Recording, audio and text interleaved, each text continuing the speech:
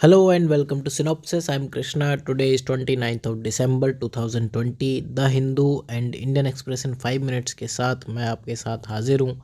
देखते हैं क्या कुछ नया है।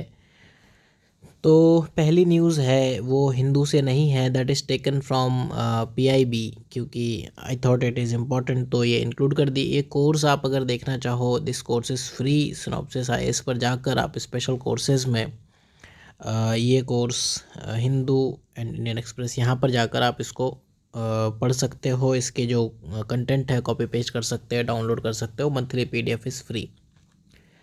तो पहली न्यूज़ है मोनपा पेपर, या फिर इसको मोन शुगु भी कहते हैं, अरुणाचल प्रदेश का है। मोनपा एक ट्राइब का नाम है, उन्हीं के नाम पर ये पेपर है। आपको अगर नॉर्थ ईस्ट के लिए, मैं आपको एक शॉर्ट ट्रिक बता देता हूँ। नॉर्थ ईस्ट के लिए अगर आपको ट्राइब्स याद करनी है कि कौन सी ट्राइब्स कहाँ है, या फिर लैंग्वेजेस भी याद करनी है, तो उसका एक तरीका ये है कि आप वहाँ के हिल्स या माउंटेन्स याद कर लो। अगर आपने ये याद कर लिया तो 90% टाइम्स उसी हिल के नाम पर ट्राइब है और उसी हिल के नाम पर लैंग्वेज है। कुछ जगह आपको देखना पड़ेगा, जैसे त्रिपुरा में जो मेन लैंग्वेज है उसका नाम होता है कोकब्रोक, KOKBROCK।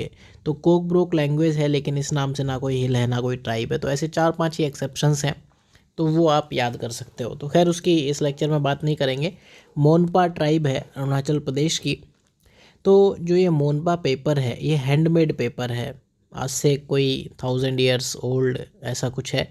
तो मोनपास के बीच में ओरिजिनेट हुआ था, और इसकी एक ख़ास बात यह है कि हैंडमेड है ये, और फाइन टेक्सचर, बहुत ही फाइन टेक्सचर, बहुत ही प्यारी सी इसकी फ़ील होती है।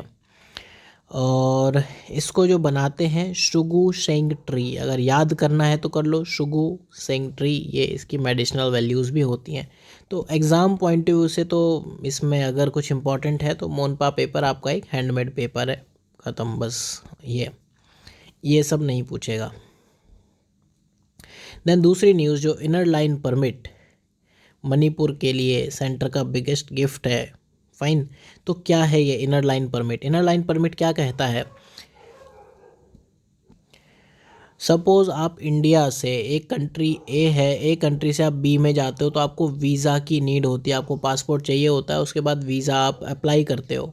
अगर आपको वीज़ा नहीं मिला या फिर आपका वीज़ा एक्सपायर हो गया, तो वहाँ पर आप इलीगल रेजिडेंट, माइग्रेंट या whatever you can tell, उसकी तरह माने जाते हो। आप वहाँ पर लीगली नहीं रह सकते। तो इनर लाइन परमिट क्या है?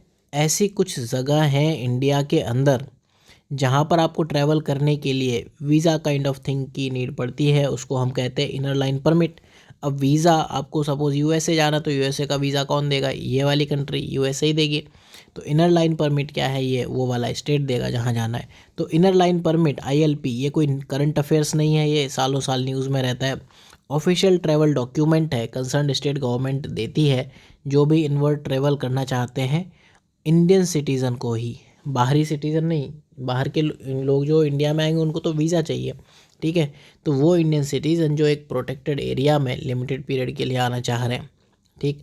तो ये क्यों इम्पोर्टेंट है? आप देखोगे कि ये नॉर्थ ईस्ट स्टेट्स में है, अरुणाचल प्रदेश, मिज़ोरम, मणिपुर एंड नागालैंड।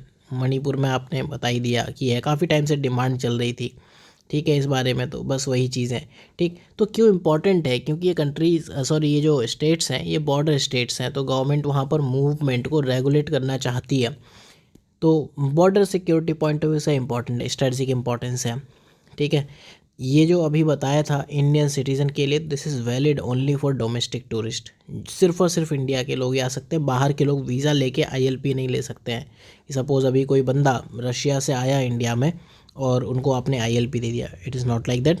और ILP की अगर बात करें तो एक रेगुलेशन एक्ट लेके आए थे, रेगुलेशन एक्ट 1873, फुल नेम है बंगाल ईस्टर्न फ्रंटियर RA। उसी का एक एक्सटेंशन है इनर लाइन परमिट।